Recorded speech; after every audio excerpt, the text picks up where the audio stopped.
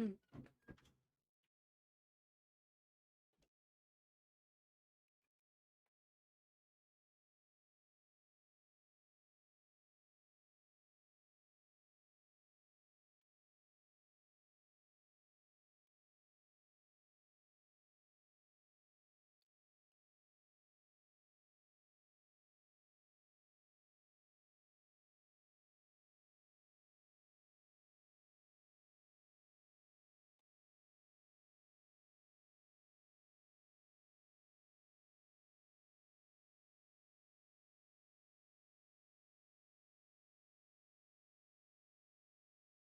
Mhm.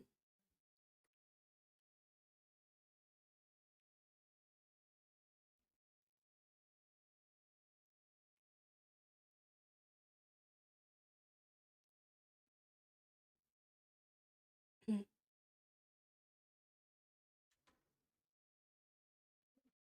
Okay. Hello and welcome to Raus IAS. This is the Daily News Simplified for the date 11 January 2024. And for today's discussion, we have taken these particular topics, of which three are the topics for prelims discussion. The first topic is regarding snow leopard. As you all know, snow leopard is an important species of big cat, and this is native to Central Asia and South Asia. The second topic is regarding transplantation of human organs and tissues act 1994. This is an important legislation which regulates the the transplantation of human organs and regulates its misuse or its trade. The third topic is regarding International Labour Organization. This is one of the important specialized bodies of United Nations. These are the topics we will be taking for prelims. And for mains discussion, we will be taking two important topics. The first topic is regarding anti-defection law in India. Now, you know, anti-defection law is an important legislation which is included in the 10th schedule of Indian Constitution. Now, this particular topic is in news because of the ongoing friction in among the two major parties in Maharashtra. So, we will be seeing this topic for the perspective of mains examination. The second topic is regarding Foreign Contribution Regulation Act. And this is an important act which tends to regulate the foreign contribution or the inflow of money which comes to India from foreign sources. And this is particularly important for us in terms of the regulations, FCRA regulations on various NGOs of India. And this is our new section, the summary of editorials. And for today's newspaper summary, we have picked one important editorial which was present on Indian Express. The editorial is regarding missing a maritime doctrine, regarding the maritime doctrine in India, and it's regarding the maritime security in the Indian Ocean region. Right now, before we start our discussion, if you like our video, give us a thumbs up and feel free to comment whatever you feel about this initiative, and you can ask your questions in the comment section. Now, there is an announcement for you. The GS Foundation course for the session 2025-2026 is soon going to be started from the month of in the online and offline mode both. In the offline batches will be started in the New Delhi campus and also in the Bangalore campus. So you can enroll there if you wish. And the online batches will also start from 9 February. Now let's move on to our first topic of today's discussion. The first MCQ of today's discussion is inspired by this particular article, which appeared on the page number 10 of Indian Express. Now, this is a good news for India, which says that at 14, the Darjeeling Zoo now has the world's largest number of snow leopards in captivity. Darjeeling Zoo is located in West Bengal, and for the conservation of snow leopards, the zoo started a conservation breeding program in the year 1985.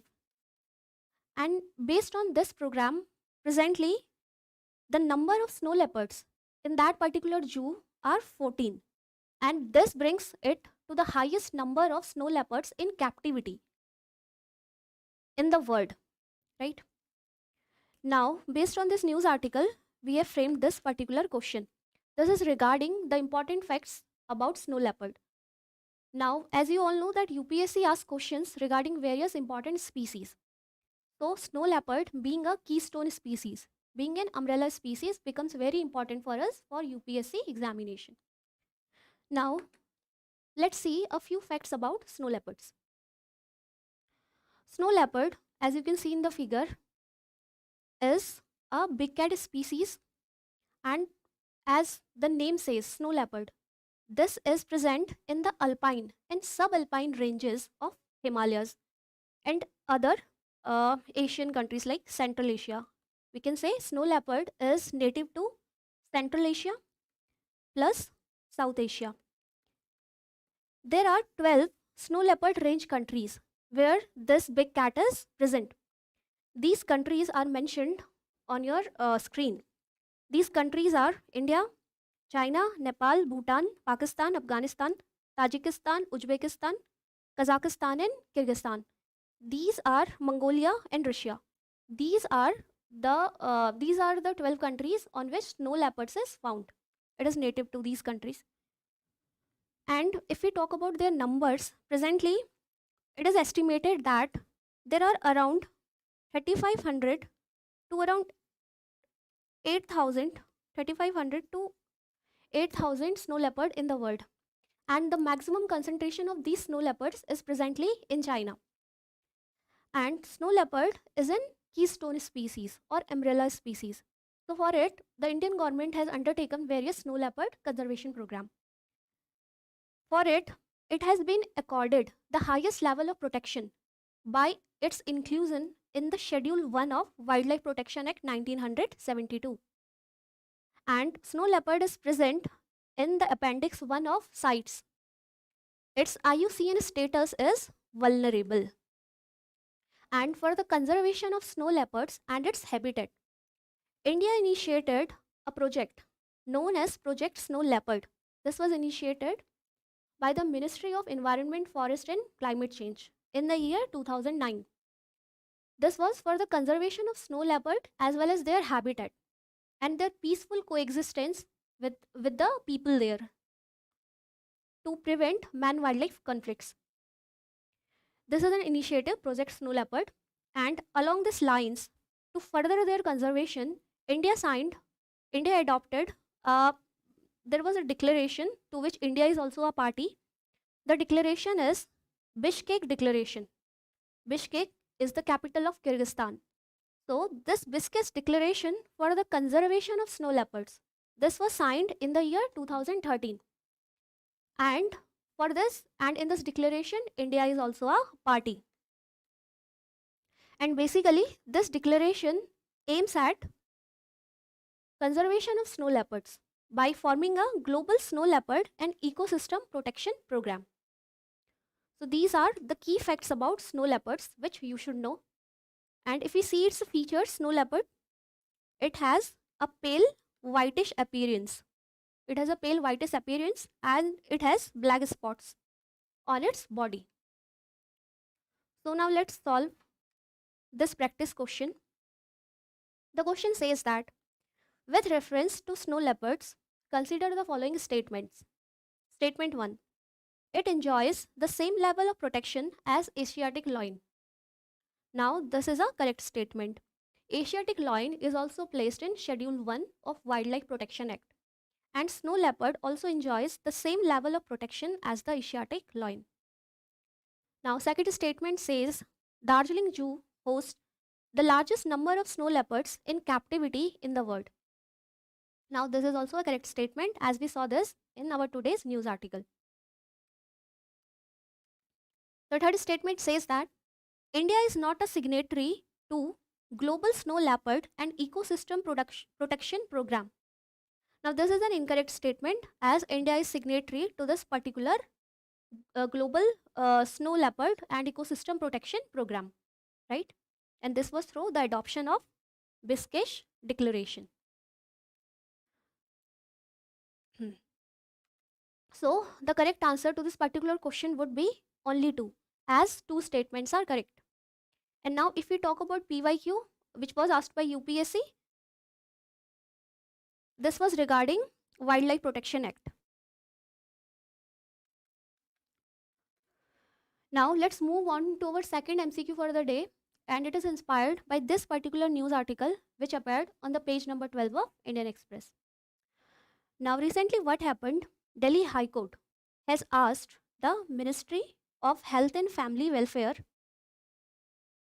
to fix an ideal timeline for completing the entire process of organ transplantation. To fix a timeline for completing the entire process of organ transplantation in the country. Now, if we say organ transplant, this means that organ transplant is a surgical procedure in which any damaged organ or any damaged tissue is replaced by a functional cells, tissues, or organs. Any defected organs, cell tissues are replaced by functional cells, tissues, and organs. So this is a surgical procedure. And now this organ transplant, for it, these new or functional organs can be sourced either from a living donor or from a dead donor, or these organs can also be made artificially, for which advancement are in the process, right? Now, for the regulation of this organ transplantation, there is an act in India. What is that act? That act is the Transplantation of Human Organs to prevent any kind of racket which can be formed for the trafficking of human organs. So, this act is for the regulation of transplantation of organs. This is the first thing. Now see, under the various sections of this act, there is a particular section 2, subclause clause 1. The act defines near relative from which the organ can be sourced. See, any person who wants an organ transplant, any patient can either source the organ from a near relative or from any other person who is not his relative. Say any person who is not a relative, either from a near relative or from any other person.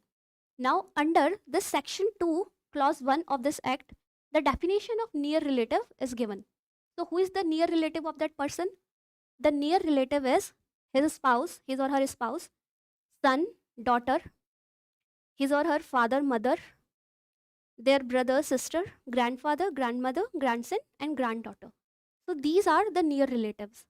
If we talk about his or her in-laws, they are not included in the near relatives, right? Now, if that person, if he wants to source organs from his near relative, which are listed here, then the procedures in this regard, then the procedures of organ transplantation are comparatively simpler than the case when he wants to source organ from any person who is not his near relative.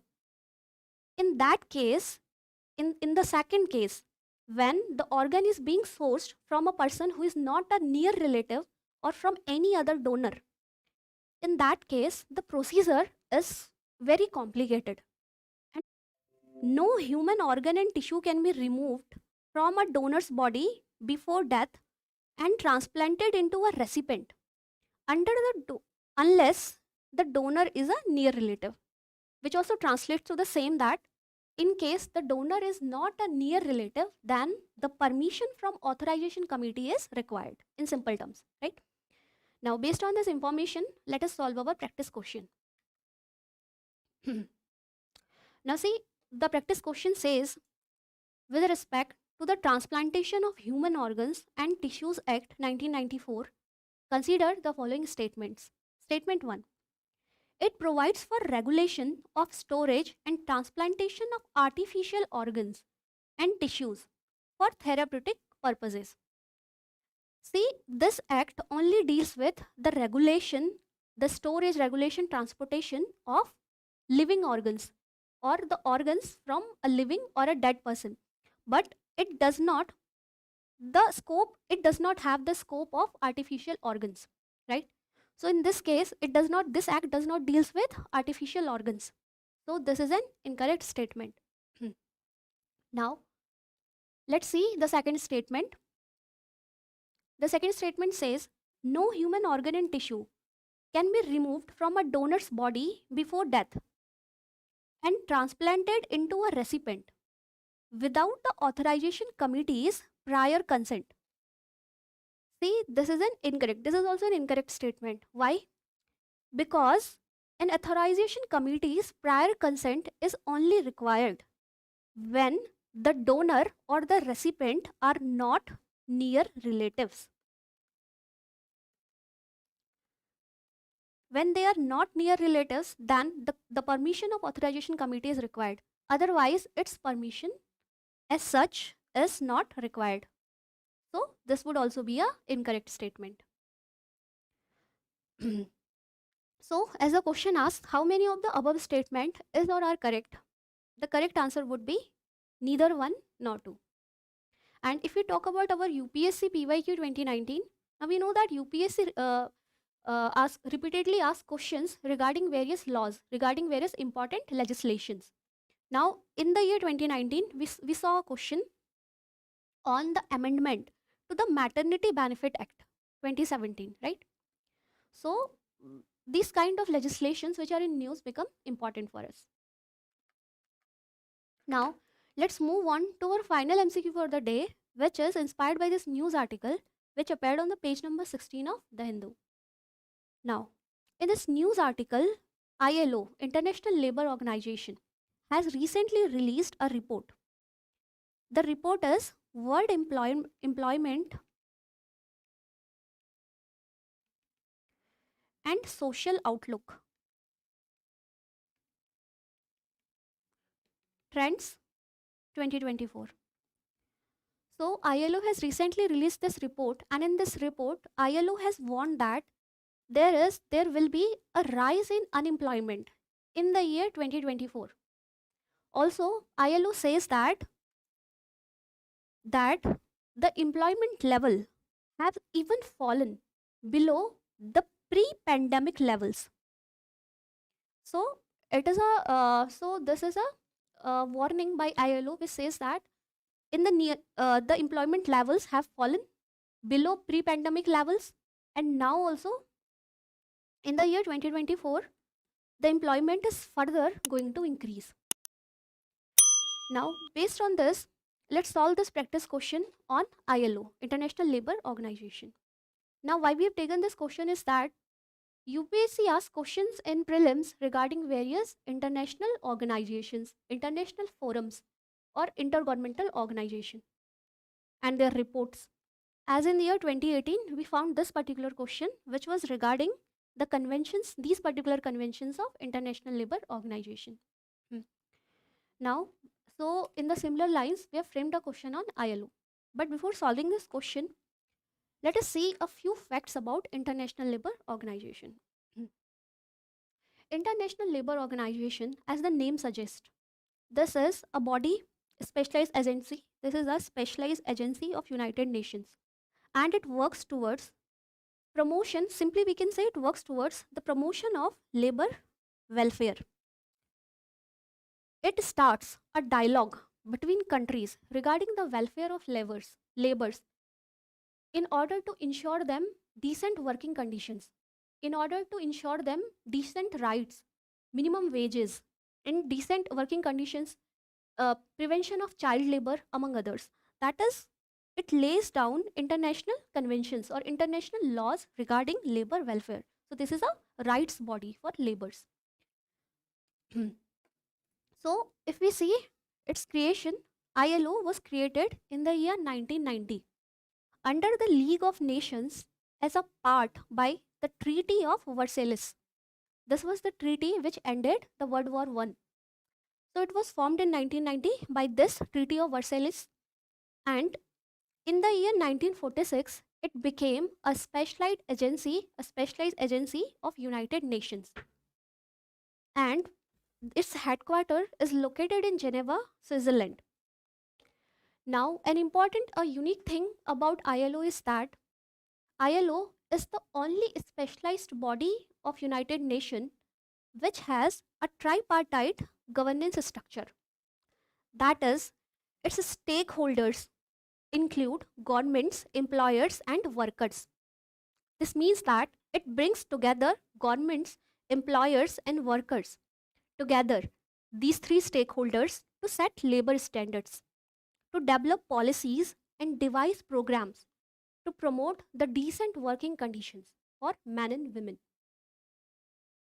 And if we talk about its membership, presently it has 187 members, and the membership of ILO is open to all the countries. That is, any to all the UN member countries. So any member nation of United Nations can join ILO. And um, on the occasion of completion of 100 years of establishment of ILO, there was an International Labour Conference in 2019 in its centenary year, and where it adopted ILO Sanitary Declaration. So this was the declaration which focused on major challenges, major emerging challenges of this century.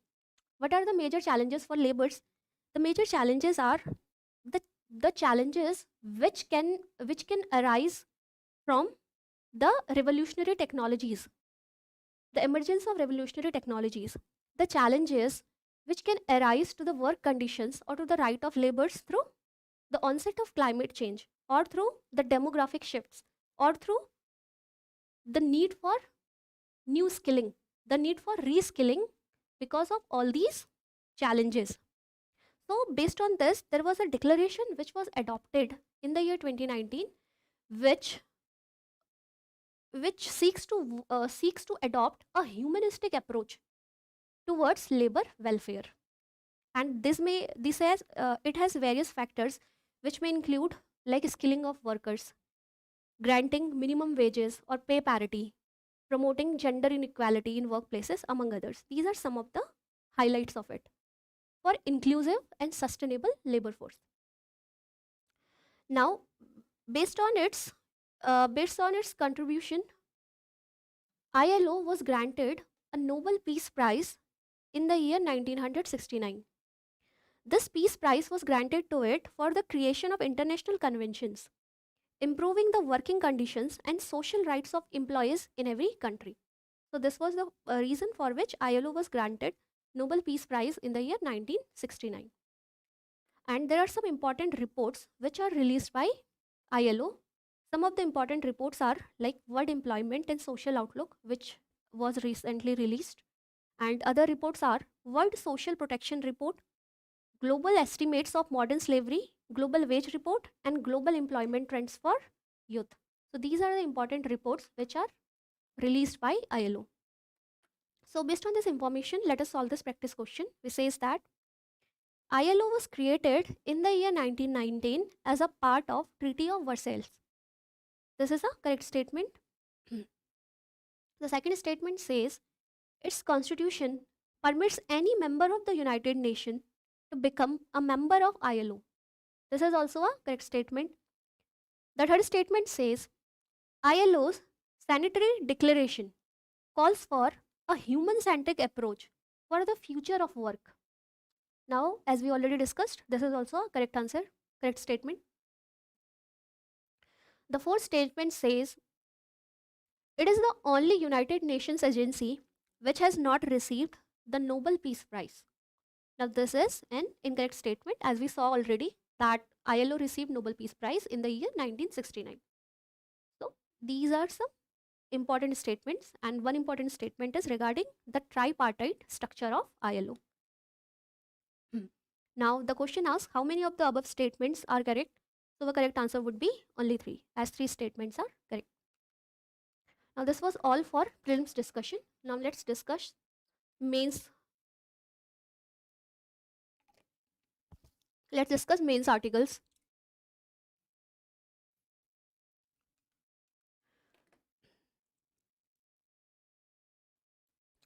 Now, the first article for today's discussion is based on this news article which appeared on the first page of The Hindu. This news article also appeared on Indian Express. Now, This news article is regarding the political turmoil or the political situation which has emerged in Maharashtra Legislative Assembly since few years, since the year 2019 to be more precise. And in this political situation, now the speaker of Legislative Assembly of Maharashtra has said that the Shinde's faction is the real Shiv Sena. Now let me give you a brief background regarding it so that this article would be more clear to you. This is just a brief overview of what happened in the year 2019. So see what happened in the year 2019 in Maharashtra. Maharashtra had state legislative assembly elections to legislative assembly of Maharashtra, and among other parties there are two major parties there. First is two major alliances. One is NDA, which is it was the alliance of BJP with Shiv Sena, and other was NCP. This is primarily alliance of other parties, primarily with Congress. Now, what happened in this 2019 state elections? This alliance NDA, it gained clear majority in the state legislative assembly. Now, Shiv Sena, which is a prominent party in Maharashtra, and it is a right-wing group. Now, there was after gaining clear majority, there was a friction between the BJP leaders and Shiv Sena leaders regarding who will become the chief minister of the state. And because of this friction, the Shiv Sena, what it did, it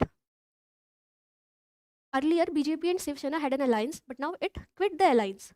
And this Shiv Sena, it gave its support to NCP, which was backed by Congress. And together, these parties, Shiv Sena and NCP, they formed a state government in Maharashtra. And the chief minister candidate was Uddhav Thackeray. Okay, Uddhav Thackeray, who is a prominent leader of Shiv Sena. Now see what happens. Now what happens in this Shiv Sena? This Shiv Sena.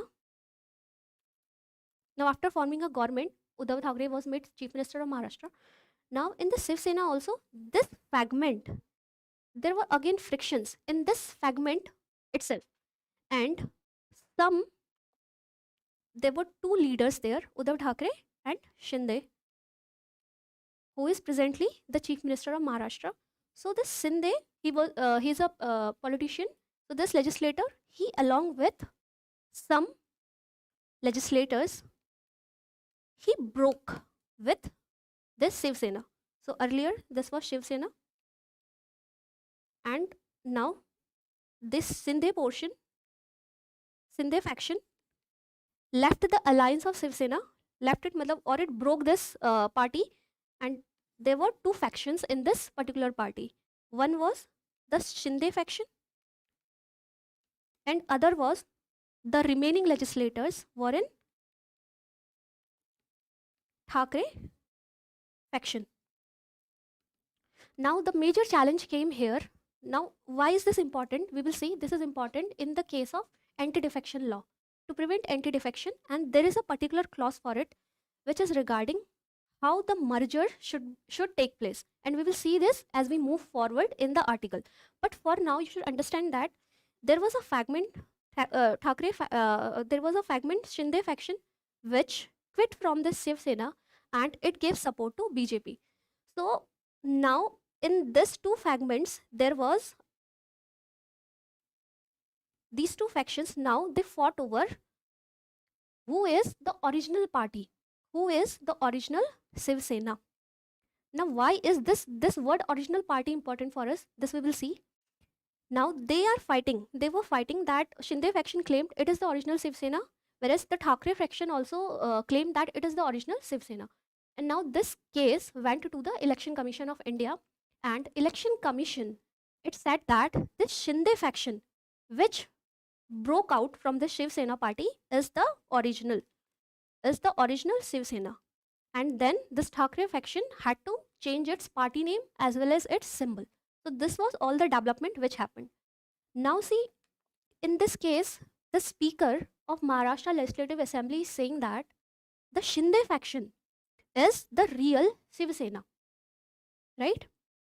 Election Commission also said it. Now this speaker is also saying that, and there was some questions regarding the disqualification of these MLAs from the Shinde faction as well as Thackeray faction. But this speaker of Maharashtra Assembly has said that there will be no disqualifications based on defection. That is, there are no defections. Now, this was a brief background. Now, this particular topic is important for us, for our GS people too, polity and governance. And this is important under this theme, Indian Constitution, historical underpinnings, evolution, features, amendments, significant provisions, and basic structure. And if we talk about this topic of anti-defection, we say nearly 10 years ago, in the year 2013, we found this question which was related to anti-defection law. So there are high chances that, because it have been too long, there are high chances that we can see this question regarding anti-defection in near future. Now, having seen this, now let's understand what is anti-defection law. Now, before it, let's understand one thing, that disqualification, the issue of disqualification of any legislator from, say, parliament or state legislative assemblies. For the disqualification of any legislator, MP or MLA from parliament or state legislative assemblies, there are some articles in Indian Constitution. Article 102 of Indian Constitution deals with the disqualification of MPs from parliament, and Article 191 of Indian Constitution deals with disqualifications of MLAs from state legislative assemblies. Now, how are these disqualifications done? What are the basics, background for it? What are the grounds for it? The grounds for this type of disqualification is, say, if these legislators, if they leave Indian citizenship, if they are no longer the citizen of India. Other grounds are, say, if they hold any office of profit. Other grounds are if this legislator has become of unsound mind, or if he is an undischarged, insolvent, or the next thing is by any law which can be made by the parliament. So these are the grounds based on which any legislator can be disqualified, right? But if we had these grounds, what was the need to bring our anti-defection law? This anti-defection law was originally not present in the Constitution of India. Anti-defection law in India was added to the Indian Constitution as in the 10th schedule of Indian Constitution. This was added by the 52nd Constitutional Amendment Act in the year 1985. So by this particular Constitutional Amendment Act, the provisions of anti-defection was inserted in the Constitution. Now, what is the purpose of, what is defection? What is defection? Defection is when any politician leaves any party, leaves his original party, and he switches or he joins any other party. So this is when that particular politician, that particular legislator will be disqualified from the house. So this is would be defected, or disqualified, would be defected from the house. So this is anti. For it, there are some certain laws and certain rules for it. So this comes under anti-defection law. Now let's see what are the criteria for defection of any legislator, any MP or any MLA. Now, first thing is that legislator, if he voluntarily gives up the membership of any house, in that case, obviously he will be defected. The second thing is, if he votes contrary to the direction which are issued by the party. Now this, you know, in political science, this is known as whip. Whip is any direction which can be given to vote, to given any particular vote by the party leadership, by any person who is appointed as whip. Now, if any legislator votes contrary to the direction of whip, then he can be defected. Third thing is, if any independent member joins any political party after being elected in the house, in that case he will be defected. Fourth thing is, if any nominated legislator, nominated where? Nominated in Rajya Sabha and nominated in State Council. If any legislator who is nominated in Rajya Sabha or State Council, if he joins any party after the passage of 6 months from his date of election to that particular house, then he would be disqualified. And there are certain exceptions for disqualification. What are those exceptions? The first thing is, if there is a merger, then that would not be defection. Now, what is a merger? Merger is when 2/3 of members of any legislative party, if 2/3 members of any original legislative party, if they join any other party, then this is known as merger. Now let me write it. See, if 2/3 members of any original legislative party means the number of elected legislatures of a particular party present in the house. So if I say this is house, this is parliament, say this is Lok Sabha. Say this is Lok Sabha. If any particular party X has 21 members who are elected to this particular, say in the 2019 session of Lok Sabha, any party X has 21 legislators which were elected that particular year. Then this is known as, these 21 members will form a legislature party, right? So now what is merger? If out of these 21 members, 2/3 of it, right, that is 14 members, if they join any other party, then in that case it would be known as merger, and this would not amount to their defection. See, merger is different from split.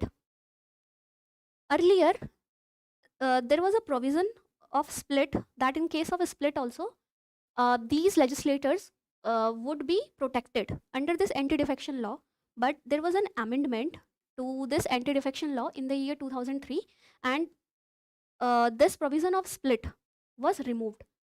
This means that if the legislators split from any particular party, then they won't be prevented, they won't be protected under anti-defection law. Now see, in our case, why are these parties fighting that which is the original faction, which is the original party? Now I hope you understand it. Now these both segments are fighting this that which is the original Shiv Sena, because if say this Shinde faction which defected from Shiv Sena or which split out from Shiv Sena had it not been an original party. Now election commission has said that okay, this is the original party, and speaker of Lok Sabha is also speaker of Maharashtra State Assembly is also saying this is original party. Now here the Shinde faction, which is the original party, now it has merged with any other party, right? Then this does not amount to defection, right? So now this is the first exception. What is the second exception? That the speaker of say speaker of Legislative Assembly or chairman of Legislative Council or Lok Sabha and Rajya Sabha respectively, if they are member of any particular party and after being appointed as a speaker or chairman, if they give up the membership of their particular party for the time being in which they are appointed as speaker or chairman, then in that duration they would not be defected, and after their term is over they can join their original party, they can join their party, right? So in that case there is an exception given to the speaker and chairman of any particular party. Now these were some important provisions about anti-defection law. Based on this law, there is an important landmark judgment which is Quixote Holhan versus Jachilu judgment, which was given by Supreme Court in the year 1992. Now see, in this particular judgment, for it, let me explain you one more thing. Now see, these are the criteria for defection. Now who is the authority who will decide that a particular legislator has defected. So in that case, the deciding authority is a speaker or the chairman. So the speaker or chairman is the deciding authority. It decides on the cases of defection. And in that case, the decision of speaker or chairman is final, right? And this cannot be questioned, and their decision is final in that case. Now, this is what these are the important provisions. Now, see what happened in this particular case.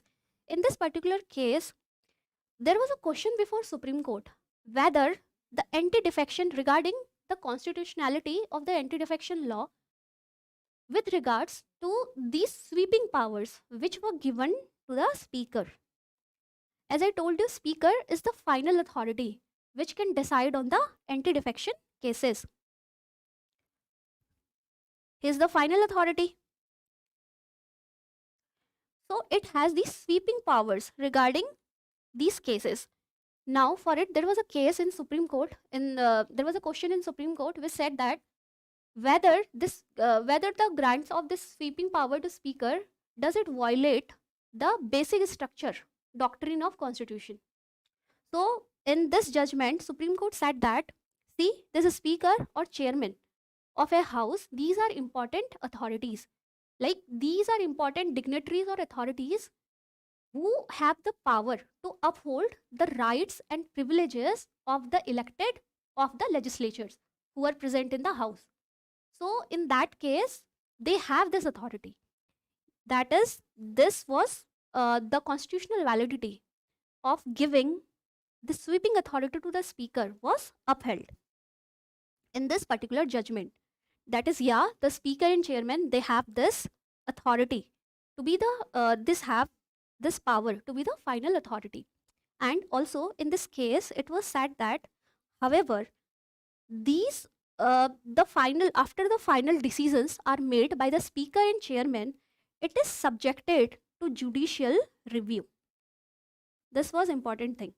But this judicial review cannot be taken place up to until the speaker has made its final decision. Only after the speaker or chairman have given their decision, and only after that, in the cases of malified, there can be judicial review. So this is what the Kyoto-Holland judgment of 1992 said. Now let's see that what are the issues. There are some issues with anti-defection law. What are these issues? The first issue is that this anti-defection law, it curbs the voices of individual MPs or MLAs. How? See, in the criteria of disqualification, we saw that if any individual, say any individual MP or MLA, if he votes contrary to the direction of the political party, then in that case he can be defected. But in sometimes or many times it happens that the stand of individual MP could be very different from the whole political party in which he belongs. And that individual MP is elected by the people of his constituency, right? So he has his voice, but he has to toe down, or he has to follow the commands of party line. So where is the individuality of this member of parliament? So this is the first issue regarding anti-disqualification, that it curbs the voice of individual MPs or MLAs. I hope you understood it. The second thing is that there is delay in disqualification. Now, as I told you that the disqualification procedure, the speaker handles it, that the speaker is the final authority in this regard. But the speaker, sometimes it takes more than 2 to 3 years on deciding whether any legislator would be disqualified or not. So there is an enormous time delay, or enormous time is wasted. And sometimes it happens that speaker may give decision, and prior to it only, that the term of that legislature may be over. So there are also some cases. So there is a delay in disqualification. Now let's see that what is the way forward in this regard. Now first of all, you should know one thing, that defection. What was the purpose of anti-defection law? See, any legislator, right? Any legislator, he has been elected by the people of his constituency. That is, he should be accountable to the voters, right? Second thing is that if a person jumps from one party to the another, it will hamper the political stability of that particular party. And now we know that in a representative democracy, in a parliamentary democracy like India, political parties are important part of it, right? So in order to maintain the stability, order to maintain the stability in the political parties, and in order to ensure that these legislatures are accountable to voters, there is a need of the provision of defection, anti-defection. There is a need of provision of anti-defection to prevent defection. But there are some issues with it, as we already saw. Now, what is the way forward in this regard? A committee was formed in the year 1990, which was Dinesh Goswami Committee. And this Dinesh Goswami Committee said that the question on disqualification or defection should be decided by a neutral authority. That is, it should not be decided by speaker or chairman, because they may have some biases if the person belongs to any other political party, right? So there should be a neutral authority like the President of India or like Governor of any state, and they should decide the question of disqualification on the aid and advice of Election Commission of Election Commission of India. So this is the first recommendation. The second thing, the Law Commission has recommended that there should be removal of exemption from merger. Now see, we saw that the merger, in case of merger, there is no defection if merger takes place as given below criteria. As split, the provision of a split was removed in the year 2003 based on the similar line. This merger provision should be removed by amending the act, as because these mergers are very easy in the legislative assemblies where the strength of legislative parties is quite low. So there may be some legislative assemblies, say in any particular state. I'm just randomly picking one state. Say for example, in Nagaland. In that case, the strength of legislative assembly of Nagaland, legislative party of Nagaland may be less. And in that case, only few number of legislators are required to do mergers, and this can hamper the mandate of the voters, and this will cause political stability in the assembly, right? And the third thing is there should be a proper time frame on decision of disqualification, which is currently delayed. Third thing is, now we saw that if we talk about the power given to individual members, individual MPs, MLAs, it is presently they are not given enough powers, and there are some instances of cross voting. Cross voting means if the member is not voting as per directions of the party, and this can happen, and this cross voting is penalized under this particular law. So there is a recommendation which says that cross voting should not be penalized in all the cases, but it should only be penalized in some important cases, like for example, there is a passage of no confidence motion. In that case, it is necessary to follow the orders of whip, but in some trivial cases, in some other cases where in some other cases cross voting should not be penalized, and this will ensure the power to individual MPs.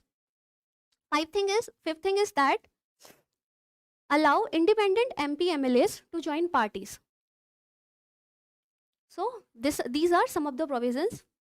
These are some of the way forward which can strengthen the anti-defection law. Now let's move on to our next article, or the second main article for the day, This is inspired by this news article which appeared on the page number 12 of The Hindu. Now, this news article says that 30 NGOs get FCRA clearance in January. Earlier in the year 2023, more than 1100 NGOs they got the clearance, FCRA clearance. FCRA is Foreign Contribution Regulation Act. Under this act, more than 1100 NGOs got clearance in the year 2023 and they got registered. And when an NGO gets registered and when it gains clearance under FCRA law, in that case the NGO would be eligible to take foreign contributions. Now, let us see this article and let us see the key components of FCRA Act. Now, this topic is important for our GS paper 2, Polity and Governance. Under the syllabus had Government Policies and Interventions for the development in various sectors and issues arising out of their design and implementation. Let us see FCRA Act and what are the challenges this Act is posing on the NGOs. Now, see, this very Act says foreign contribution. So, what is foreign contribution under this Act? Foreign contribution, as defined by the Foreign Contribution Regulation Act 2010, is any donation, delivery, or transfer made by any foreign source to any individual, to any person in India. Now, we will see this. Before it, I missed one thing, that what is the need? Let's see the background of FCRA. Now, see, in any country like India, there were concerns back in 1970s. To be precise, in the year 1976, the first Foreign Contribution Act was enacted because there were concerns that in the country's internal affairs, there can be some interference from the foreign sources. And these foreign sources, they can divert money to India. They can divert any type of assistance, any other type of assistance in terms of foreign securities to the country, and which can disturb the internal affairs of the nation, right? So, in order to curb the inflow or to regulate, in order to regulate the inflow of foreign contribution, that is, what is foreign contribution? Foreign contribution is any donation, any delivery or transfer which can be in the form of money. This can be in the form of foreign security. This can be in the form of any articles which can be given in aid. And this foreign contribution, this monetary contribution in the accounts, in the foreign contribution account, they also amount to interest. This means that any interest which is earned on any foreign money which is parked in the foreign contribution account also contributes to foreign contribution. So there can be foreign contribution in any country like India in the form of donation, delivery, transfer of money, foreign security, any articles which can be given by any foreign sources. Now we will see what are foreign sources. So India did not want this foreign contribution coming from foreign sources to disturb the internal affairs of the country, for regulation of which India passed the first Foreign Contribution Regulation Act in the year 1976. However, this act was repealed in the year 2010 and India bought Foreign Contribution Regulation Act in the year 2010. And then in the year 2020, this Foreign Contribution Regulation Act was amended. So in the year 2020, we got Foreign Contribution Regulation Amendment Act 2020, right?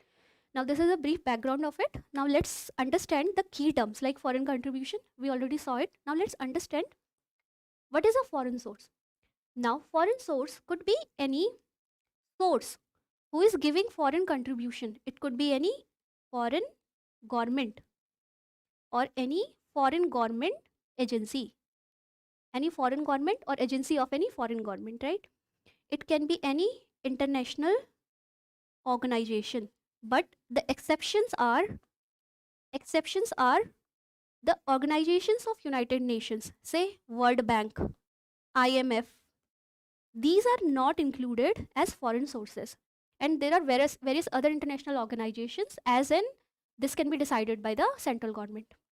And this can be any foreign based company, any foreign based, say, NGO, any foreign based trust. And apart from this, any person, any individual of foreign origin, foreign country, we can say, any individual who is living, any individual who is a citizen of a foreign country. So if they give any donation, delivery or transfer, then they will be considered as any foreign source, right? Now, who are the recipients? This act, Foreign Contribution Regulation Act 2010, define the recipient as a person. Now, who can be this person? This person can be an individual. This person can be an organization, for example, NGO. This person can be an company. And this company has to be registered in the Companies Act, any company which is registered in the Company Act 2013. So these are the recipients of this foreign contribution. Now, if a question arises in your mind, does NRI to NRIs who transfer money to India, is their contribution comes under foreign contribution? Or if the people of Indian origin, if they give contribution to India, say any monetary contribution to India, is this contribution termed as foreign contribution? Is this contribution regulated? The answer is, in the case of NRIs, if any NRI, what is an NRI? NRI is any Indian citizen. NRI is an Indian citizen who is living outside India for at least, for more than, I can say, for more than 182 days in any financial year. If a person is living outside India for more than 182 days in a financial year, he is an NRI. But see, they are Indian citizens, so their contribution, their monetary contribution does not comes under FCRA. But if there is a person of Indian origin, say there is a person, now he leaves Indian citizenship and he gains citizenship of any particular country, any other country. And when now this person who is not, now he is a citizenship, now he is a citizen of other country. When he gets monetary compensation to any person or any person living in India, that case, that monetary compensation comes under FCRA, right? Now, who cannot receive foreign contributions? These are the people who can receive, as we saw here. Now, who are the people who cannot receive? Any candidate for an election cannot receive. Any member of any legislature, MP, MLAs, they cannot receive foreign contribution. Any political party or any political office bearer cannot receive foreign contribution. And any, say, owner of a media house, registered newspaper or media house, he cannot receive. Any editor, owner, printer, publisher, columnist, cartoonist, correspondent of a registered newspaper or media house cannot receive foreign contribution. And any judge, any government servant or employee of any corporation or any other body owned by the government, that is government employees, people who are working in PSUs, government servant employees, judges, they cannot receive foreign contribution. And through the amendment which was made in the year 2020, this definition also includes public servant. That is, the public servants cannot receive foreign contribution, right? And these are some of okay, so these are basically these particular sections cannot receive foreign contribution as defined in the Foreign Contributions Regulation Act 2010. Now see, you this Foreign Contribution Amendment Act, this Foreign Contribution Amendment Act 2020 amended the Foreign Contribution Regulation Act 2010. Now, what was the rationale for amendment of FCRA 2010? What was the rationale for its amendment? There were some reasons. The first reason was that there was FCRA 2010. This was amended in 2020. The first reason for it was that particularly there were various NGOs, organizations, as we saw, they were getting contribution from foreign sources.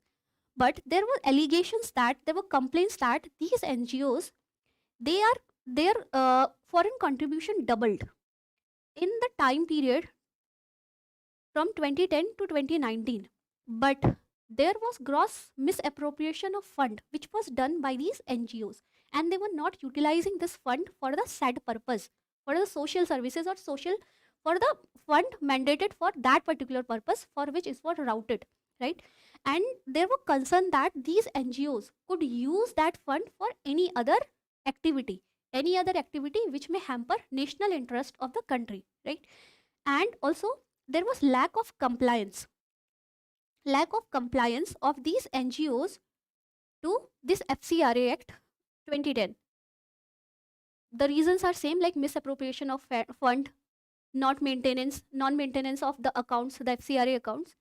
So in order to increase transparency, in order to strengthen the compliance of these NGOs to the FCRA Act, there was a need to amend this FCRA Amendment Act, this FCRA Act in 2020.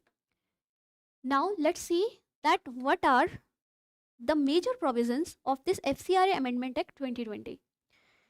See, the first provision is that the minimum spend for eligibility increases to 15 lakh. Now before it, let's understand one thing. Say there is any NGO in India. If it wants foreign contribution, right? For it, it has to register itself. It has to register itself to under, it has to register itself, and for it the compliance is given by the Ministry of Home Affairs. That is, the Ministry of Home Affairs can grant registration to some NGOs, and only after this compliance is given by the Ministry of Home Affairs, then only any NGO can take foreign contribution, right? And one more thing, that after being registered with Ministry of Home Affairs, they have to open an account to receive the foreign contribution. The foreign contribution by an NGO can only be received in one particular account that has been opened by them to receive contribution, and not in any other account. They cannot even transfer their fund. Okay. So for utilization of funds, they can transfer the fund to other account, but they cannot receive foreign contribution. They can receive foreign contribution in only one account, right? And for this, an account has to be opened in State Bank of India. Now what is the rule? Any NGO, if he wants foreign contribution, foreign funding, he has to register itself with the Ministry of Home Affairs. Ministry of Home Affairs, if it grants the compliance to that NGO, it has to open a FCRA account in State Bank of India, right? These were the rules earlier, among some rules. And after the FCRA Amendment Act 2020, the minimum spend eligibility for any NGO to get registered has been increased to 15 lakhs. Earlier what happened? So there is an NGO, if it wants a registration, it had to spend 10 lakh rupees in core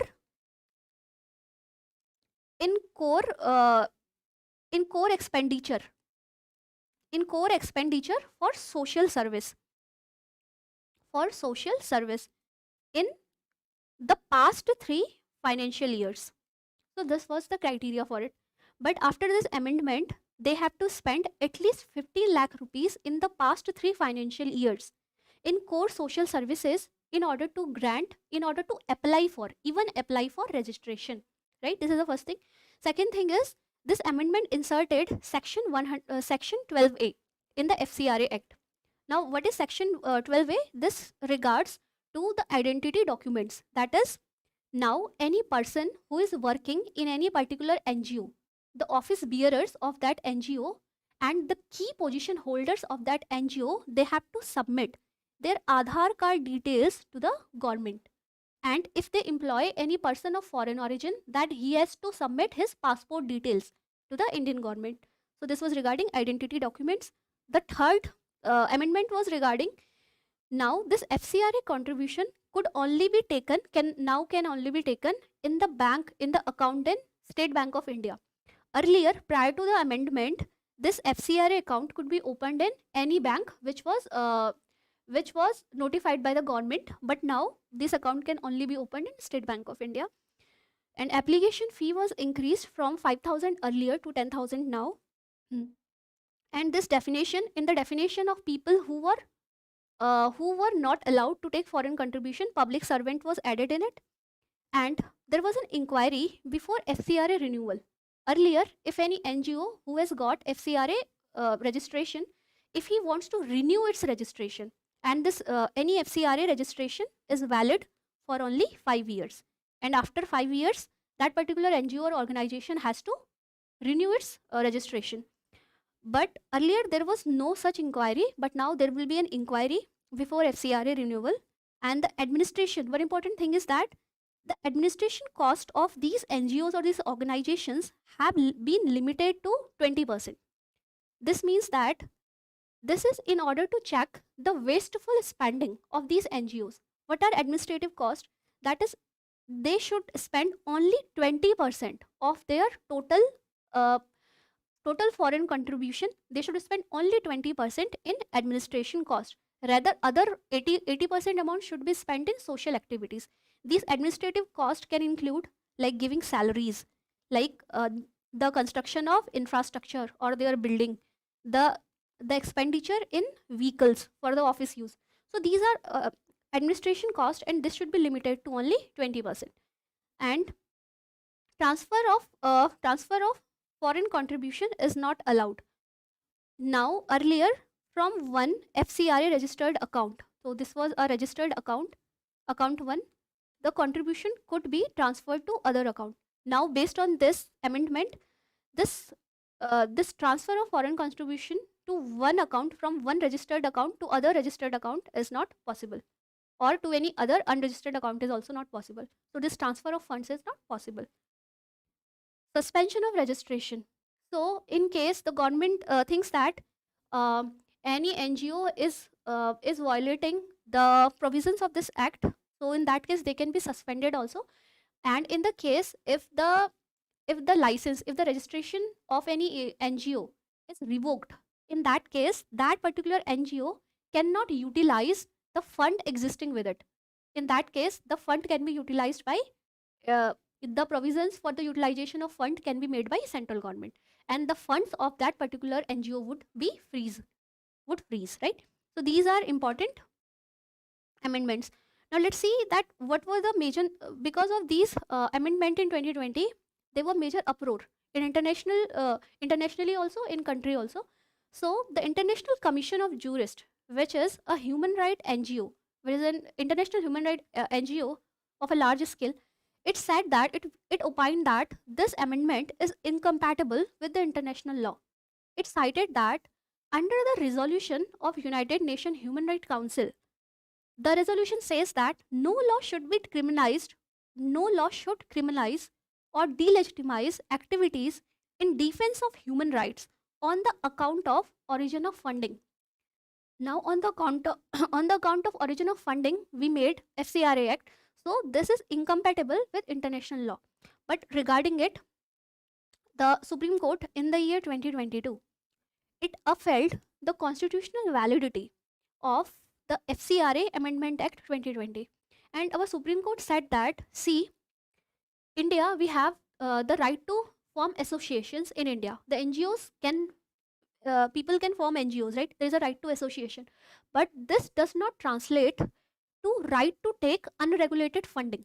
So there isn't a right to take unregulated funding in India. So Supreme Court said that there is no such right, and in that case, to regulate the funding, to regulate the foreign funding, the parliament can make laws for it, and there can be some reasonable restrictions in this regards, right? So this was the view of Supreme Court under this, on this issue in the year 2022. Now see, now we know NGOs are instrumental. Now we know NGO has a good or it has some positive or development role also in any country, especially in a country like India, which has huge diversity and huge population, and in all the places where public resources or public functionaries are not present, there are chances that there are certain NGOs who are working for the upliftment or who are bridging the gap because of the absence of public or private infrastructure. So these NGOs are also important, as they can supplement or they can complement the efforts of the government, right? In that case, NGOs can also play a good role. But now see, these NGOs, they they said that they are facing some issues or they face issues with the amendment. What are these issues? Now, first thing is excessive regulation. Now, as you know, that the compliance to get foreign contribution has become more strict, and because of this, they say that there is a higher chance of denial. That is, there is a higher chance that government will deny their application. Ministry of Home Affairs will deny their application of registration. Now, understand, in the first case, if the government will deny their application of registration, how would they even get foreign funding, right? Now they say they have challenges in getting funds. Some of small NGOs say that they are dependent on foreign funding to a large extent, and because of this there are higher chances of denial because of compliance with strict regulations. Then that may hamper their developmental work, that may hamper the works they the social service the social sector work the NGOs are planning to do. First thing is this. Second thing is administrative delay. Now we know that because there is a process of filing a registration with Ministry of Home Affairs, but this process can take time, even exceeding 6 months. Now these NGOs say that this is a cumbersome process and this is a delay process. Because of administrative delay, they cannot start operation or they cannot start getting foreign funding. So this is one issue due to excessive regulation.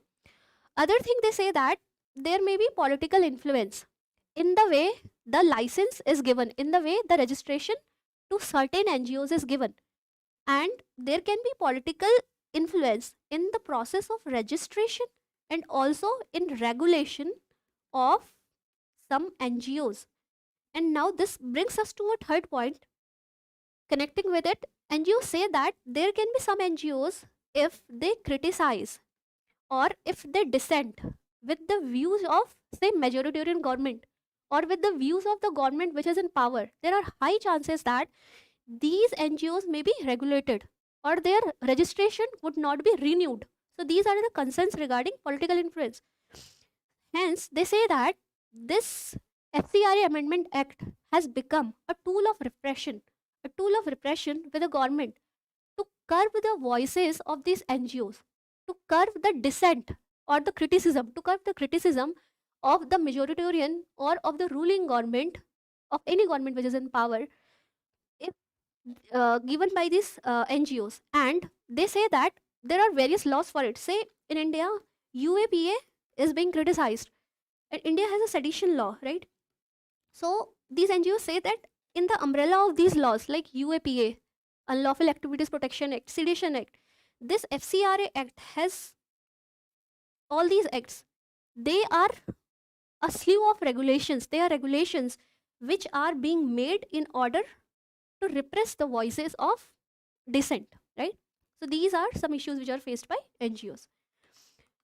Now, this brings to our final part of the day, which is the newspaper summary of this particular article.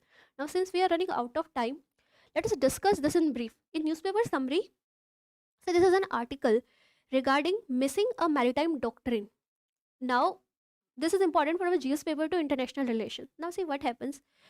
Maritime doctrine is important to ensure maritime security, to build relations with the nations which are present in the littoral domain, like which are present in the Indian Ocean region, if we talk about India, right? So it is important to maintain good relations with the nations which share a huge maritime boundary, and in order to prevent the maritime, in order to address the maritime security concerns, and in order to strengthen the maritime security of the country. Now, for it, India needs a maritime doctrine. The basic crux of the article is that this is in context of the issues which have arisen in Maldives. Now we know Maldives is a small nation. It is the smallest nation in Asia.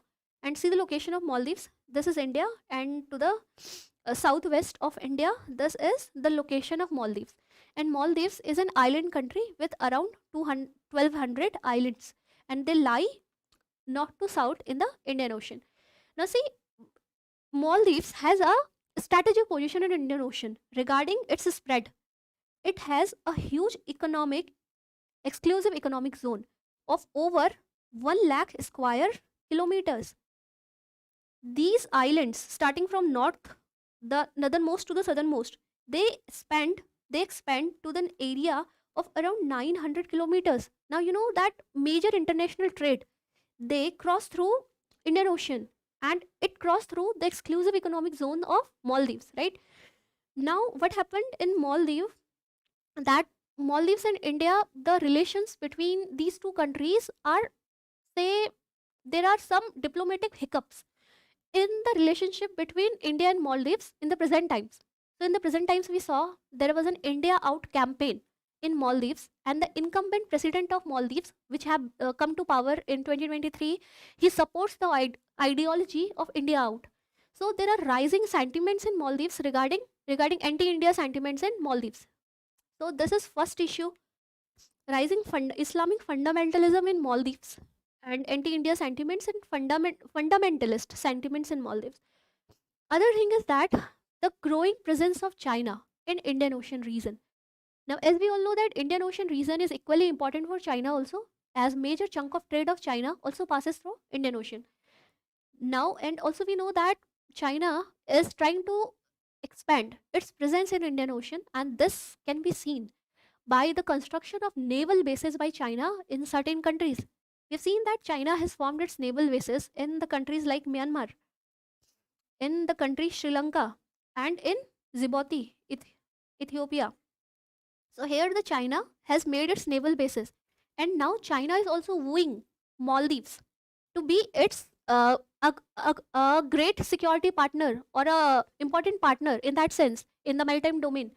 And presently there is not a naval base in Maldives, but China is wooing Maldives. And on the other hand, we see that there are rising sentiments in Maldives against India. So this is not a positive development for Indian front.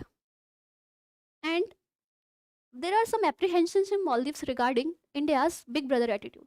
So this is all what the author of this article is saying, that these are the reasons why Maldives is tilting away from India.